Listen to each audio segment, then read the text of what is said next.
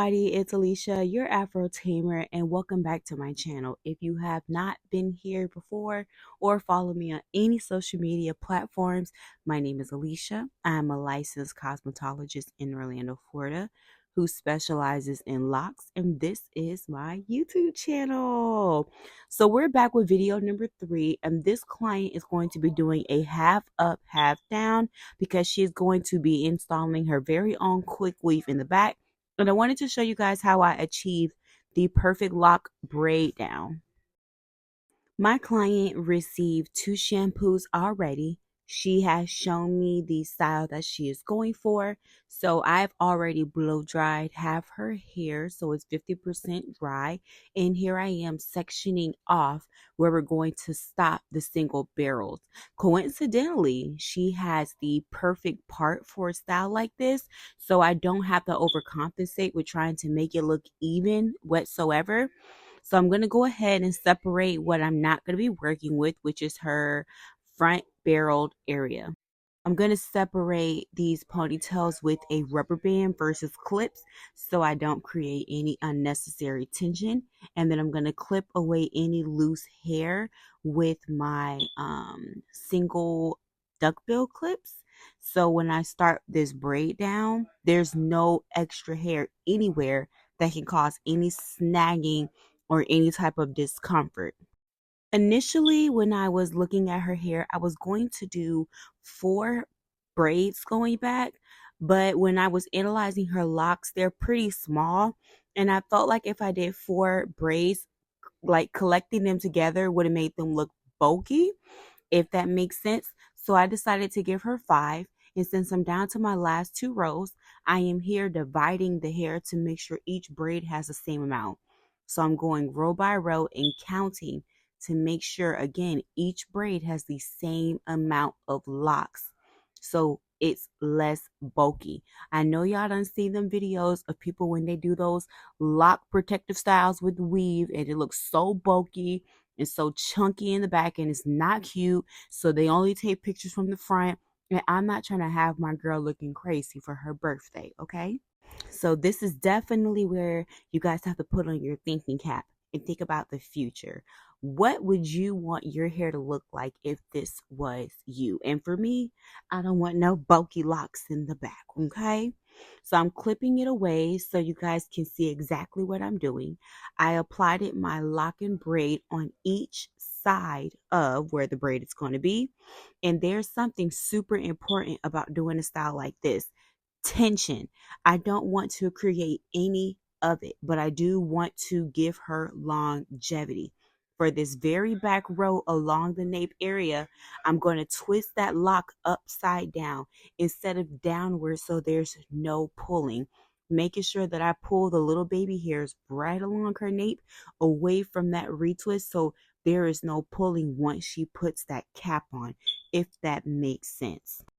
When doing a barrel or a braid, I start from the bottom up and retwist that way, going row by row. Since this is a lock in a single row, I'm going to twist it downward, and any row that has more than one lock in it, I'm going to twist the locks going in towards each other versus down towards like my chair. I'm trying to make sure I explain this properly so you guys can really understand it. And for those who are having a difficult time comprehending what I'm saying, here is a visual. So in this row, we have 2 locks.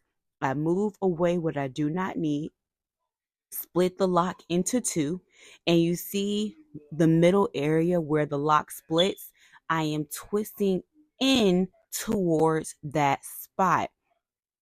Again, I really wish I would have zoomed in here. So for those who still just don't understand what I'm saying, you can see it a little better. But if you do get it, the ones that do, do. And the ones that don't, baby, I am sorry, but I will try to re-record this another day. So here I am twisting the second lock in the inward position. Shortly, I'm going to go ahead and speed this up because what's most important is how I do the braid.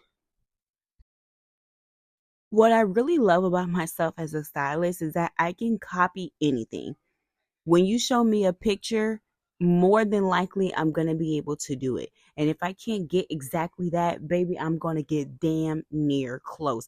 I shocked myself with this, and honestly, I was like, I don't know. I don't want it to be bulky. That's all I'm thinking about in my head is making sure, Alicia, do not make this bulky. And when y'all see the end result, you're going to see that I did a damn good job.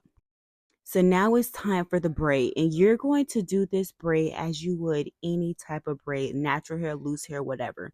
Grab 3 strips of hair, 3 pieces of locks, and start your braid. Yes, I braid with all my fingers. I am not braiding like this because I'm braiding locks.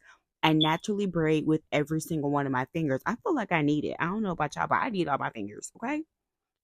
As I am braiding, I am picking up a lock and braiding it in the direction that the lock is twisted in. I am not grabbing these locks too tight. They are not super loose, but they are firm enough to where the braid is going to hold, but loose enough to where if she needs to scratch, she can get where she needs to get with no problem. Again, I am picking up a lock as I go along. In that bottom one, again, I twisted it upside down so it was not pulling on her nape area. I continue to braid down, and once I get down to the tip of her braid, I'm going to seal that with one single rubber band. If you do need to use two, do whatever you need to do, but rubber bands can be drying. I'm not 100% sure how long she's going to be leaving this in for. So again, I braid all the way down till I cannot braid anymore. And then, and only then, do I put the rubber band on. This will be my client's first time doing her own quick weave, especially over locks. So before she left, I gave her all the tips and the tricks that she would need and what supplies she would need once she went over to the beauty supply store. So this can come out excellent. And now it is time for me to show you guys how I tuck the locks for a flawless install. Now, I will not be using any needle and thread during this, just simply tucking. Braid 1 is going to be tucked in between 1 and 2. Braid 2 is going to be tucked in between 2 and 3. Braid 3 is going to be tucked in between 3 and 4. Braid 4 is going to be tucked in between 3 and 4. And braid 5 is going to be tucked in between 4 and 5. All I'm doing is folding the lock and tucking it in. And it is going to stay like this.